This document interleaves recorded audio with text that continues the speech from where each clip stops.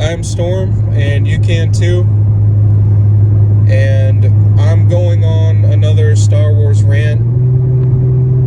Just like a fireside chat. I've asked the question several times. I've gotten excellent feedback from several people. What did you think about Book of Boba Fett, Season 1? Now that you've seen the end, now that you know the end, what do you personally think about the series that was the Book of Boba Fett? And honestly, people are not happy about it. I'm not, and I'm included with that, but a lot of people are not happy with what they saw. A lot of people are happy, or at least content. If you're one of those people that really enjoyed what you saw, this is not going to be a video for you. If you're one of those people that you kind of felt meh, you can watch this. You may disagree with me, and I'm not telling you how to feel, I'm telling you how I feel, and how others like me felt about what we saw. And if you're like me and you didn't like what you saw and you're actually kind of pissed off about it, you can sound off too. So anyway, I've been ranting about it all day. Basically, since I watched it, I've been having several thoughts. But number one, Book of Boba Fett, we're going to start off just kind of right down the line. I'm in no particular order, but right down the line of complaints that I had with the show that I felt could have been different. Number one, Boba talked too much. I know, it's kind of weird. A guy that said, 12 words in the original trilogy?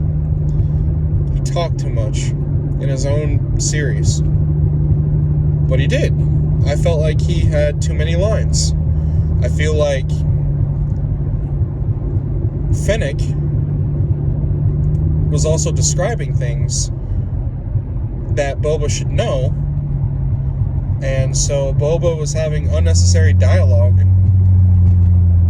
to kind of bring in the audience. It felt wrong. It didn't feel like a natural conversation. It felt like we should probably understand why the people are so interested in Boba Fett. Why they're giving him all these things. It's not just because he's the feared bounty hunter Boba Fett. No, it's because he's going to get the same respect that the Jabba's got. Or the Hutts got. Excuse me, I'm sorry.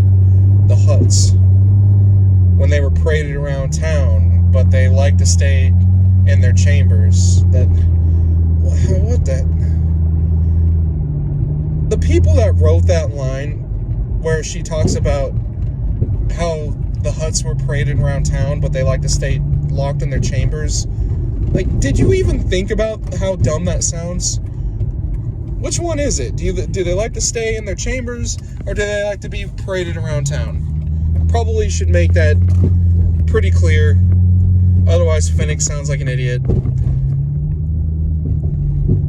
And I feel dumber for having to even point it out, so there you go. But then you just go right down the list of things that... So I pointed out that Boba Fett talked too much. Boba Fett had a couple of really wonderfully done Camino shots, which I actually really liked. The whole revisiting of Camino. I like that. I like the Tusken Raiders, the Sand People. I thought that was really interesting. Boba getting this training, his own gaffy stick, becoming entrenched with the Sand People to the point where he was accepted. mean, I liked everything about that, and then you bring on these Vespa riding speed bikers or whatever, the modders. They sucked. That was awful. Is that really the best you could do? You're on Tatooine, not Coruscant. Bright, vibrant colors with chrome, and these people are supposed to be homeless, beggars, jobless. They look better dressed than me. Especially when that dude did that little 360 no-scope with his blaster and shot those 3 guys in the season finale. You can tell that he was wearing some pretty decent garb. Probably going to be on the next magazine of Vogue or something. I don't know. Anyway, I'm moving on. Okay, so from there, how sad is it that they must have lost their way, or they didn't have any compelling stories to develop off of being gifted a Rancor, that instead of showing Boba Fett learning how to ride a Rancor like we did with Mando learning how to ride a Blurg, instead of all that, we're just going to go to Mandalorian. He's going to get a new ship. It's an N1. We're going to show them building the ship. It's really fascinating, and we're even seeing callbacks to the original trilogy. It's pretty funny, and also the prequels. I mean, everything was great about it. And after it's all built, we get some X-Wing scene again. That was awesome. Who didn't love the X-Wings? And then all of a sudden the N1 jumps, and they're like, oh man, I ain't doing the paperwork on that. And then you bring in Luke Skywalker again. Book of Boba Fett, you brought in Luke Skywalker. But it wasn't Luke confronting Boba again in some kind of redemption for being put into a Sarlacc pit. No, it was Luke is training Grogu. And although beautiful, and believe me, it was wow.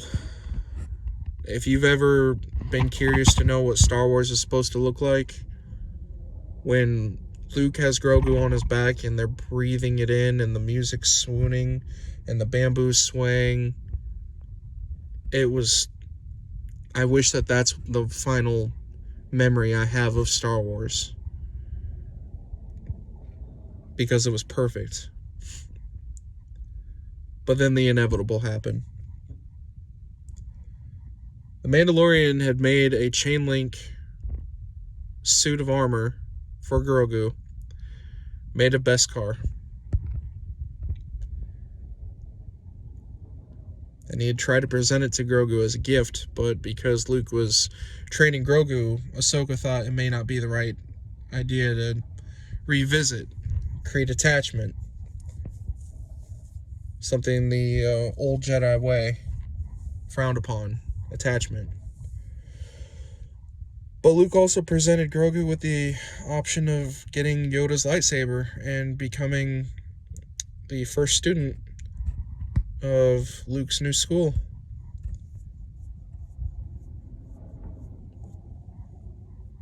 He chose the chainmail. So that pretty much seals the deal. The sequel trilogy, now and forever, is canon.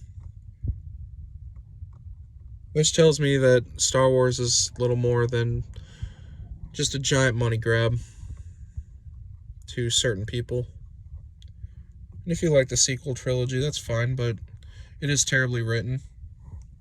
It is terribly directed, considering Rian Johnson's original masterpiece that it was is not even used for the second movie in the trilogy. And the third movie was all about rewrites from how bad the second movie was, thanks to Rian Johnson. So the season finale of Book of Boba Fett, we're going to see a lot, but we're not going to see a lot also. We're not going to see any aerial combat. We're not going to see Slave One in the battle. We're not going to see thermal detonators. We're not going to see any traps set for the bad guys. We're not going to see any real battle strategy or planning. Instead, we're going to stick to Wild West kind of physiology. The good guys are going to hold up at the Alamo and they're going to go down swinging, but because this is The Mandalorian and this is Boba Fett in his own show, they're not going to die, and you know they're not going to die. So that takes the drama out of that. Cad Bane's death was useless and unnecessary. The sheriff should have been there. He got winged in the shoulder, not shot in the neck. So the fact that the sheriff wasn't there to lead the free folk, that lessened the impact of having the free folk. I didn't give two shits from Sunday about the Vespa riding speedsters, the Power Rangers, and quite honestly, because they were so heavily included, I was disinterested even further. Chrysanthemum had one of the worst scene jumps in the history of Star Wars. In one scene, he's getting dogpiled, and the next scene, he's literally dragging 3 or 4 lizards back to the shielded position behind the armored assault carrier. Dragging his foot, I might add, and shot several times. Well enough to be shot several more times. What a joke. What a joke. And Grogu showed back up, and they had a heartfelt Mandalorian hug. Why? You're in the middle of a battle. You don't need that to happen in the Book of Boba Fett. What are you going to write about in Season 3, Episode 1 of The Mandalorian now that Luke is not training Grogu? Why would you do this? Why would you end Season 2 of The Mandalorian with this heartfelt goodbye, and then in the Book of Boba Fett you have another heartfelt goodbye, only to just throw them back together again an episode later? It's so bad. It's so bad. I've never even taken a writing class aside from high school writing. And even I wouldn't do that. Come on.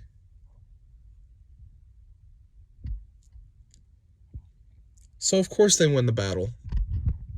Using no air cover, no real battle tactics. We just ram a Rancor into everything. And when the shields get taken down for the damn Scorpion bot, stop shooting. You spend all episode shooting those shields, and when they finally go down, you stop shooting. Okay. Makes sense. Not even a little bit. So it's all over with, and people are literally picking up the brick and mortar for which the Rancor destroyed their entire city. But Boba complains about the little bit of pain that he's in because he got shot in the gaps of his armor. Yeah. Fennec got Boba's scene by killing everybody in a room that was in the Pike Syndicate, garroting and strangling and then hanging the mayor, and getting a final stab in the back of the Pike leader on Tatooine. That happened. That was Fennec. That should have been Boba Fett. That sucked that it wasn't him. But Fennec looks cool, so her character development is right on par. She is just as badass as she was in The Mandalorian as she is right now. So good for them for at least keeping her character on a plain level field. Too bad they couldn't do it for the actual main character, Boba freaking Fett. I digress. Mandalorian is back with Grogu in the N1 Starfighter. They're out having the time of their life. Do I have any idea where they're going or what they're doing? Nope. That's why we have Mandalorian Season 3, I guess. Boba Fett. Okay, he won the supposed war on Tatooine against the Pike Syndicate. Does that mean that Red Dawn is going to approach, or Kira, or any of the other crime families? Are they now going to come back to Tatooine because they're mad because the Pikes are gone? Or is the Pikes going to return to Tatooine because, hate to say it, the Pike Syndicate is bigger than that? Yay or nay? Or is Boba Fett just going to rule quietly? Did Cad Bane actually die? Why is Cobb in the back to tank? Didn't Chris Stanton get shot enough times to warrant a couple hours in that damn thing? I mean, no offense, but Cobb got shot one time in the shoulder. Chris Stanton took, I think, 16 shots to the chest. No exaggeration. I know he's a Wookiee, but Wookiees die too. Anyway, I'm rambling and I'm mad, which means I can keep this going. But you don't really care. And if you do, if you're still watching 16 minutes into this, that means you genuinely want to hear what I have to say next. So I guess I will end it by saying, am I excited for Kenobi? Sure. Am I excited for Ahsoka? Sure. I'm more excited for Bad Batch Season 2. I promise you that. I'm interested in Mandalorian Season 3 because hopefully that means that I stay away from Luke Skywalker's series, which will inevitably come, where he trains Ben Solo. Aside from that, Star Wars right now has taken a major hit in terms of how much it matters to me. I love Star Wars, and I will always love and adore Star Wars. I will always honor Star Wars. The Arc 170 is my favorite ship. I made a fanfic character named Jek Kai Luthario. I'm going to continue writing my fan fiction. I'm going to continue investing my time into my love of the Arc 170. I'm going to love the clones and the clone era troopers, and I'm going to continue to love the Clone Wars and all of that. I'll even give Rebels another try. What I will not do is I will not be there to sugarcoat the fact how I am upset with current Disney Star Wars yet again for having Rodriguez do the season finale and tank it that bad. That was not a good season finale, and you should have made it 8 episodes if you were going to do 2 episodes of The Mandalorian in the Book of Boba Fett show. Boba Fett is a better character in 12 words in the original trilogy than this entire series. And any self-respecting Star Wars fan that watches this series and thinks that Boba Fett's legacy isn't tarnished by this, I want to hear why or how you think that Boba Fett is a better character after watching what you just did. Read some of the books. Read some of the comics. It's obvious that Boba Fett was a better character than what was implied. So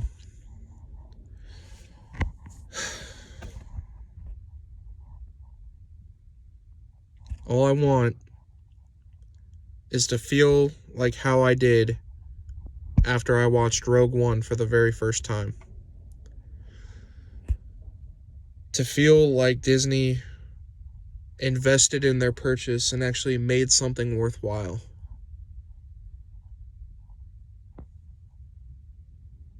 And if that's asking too much, I don't know what to think. Kenobi's gonna do some stuff around my birthday, which means around my birthday, I'm going to be watching the episodes as they come out and doing a after episode review. You are more than welcome to tune in, but don't feel like you have to watch, because honestly, I'm not going to give spoilers, and it's going to be real base and bare bones info. But you're going to know if I'm excited by just the way I tell you what little I do tell you. If it's like Season 1, Episode 7 of Boba Fett, where I don't sound all that excited, and I sound like I'd rather be going back to sleep, I think you know what that means. Anyway, I'm pretty sure I was just tapping on my phone during that entire section, which means that the audio probably comes in really bad. Sorry about that, and if you stuck out for the entire 21 minutes, I thank you for your support. I look forward to reading any of the replies that I get, if anyone has anything to say. And honestly, if you disagree with me, go ahead and post. I mean, I'm not here to try and tell you that you can't enjoy what you're watching. I'm giving you my opinion, and I just wasn't in on it. So, everyone, please take care, and peace.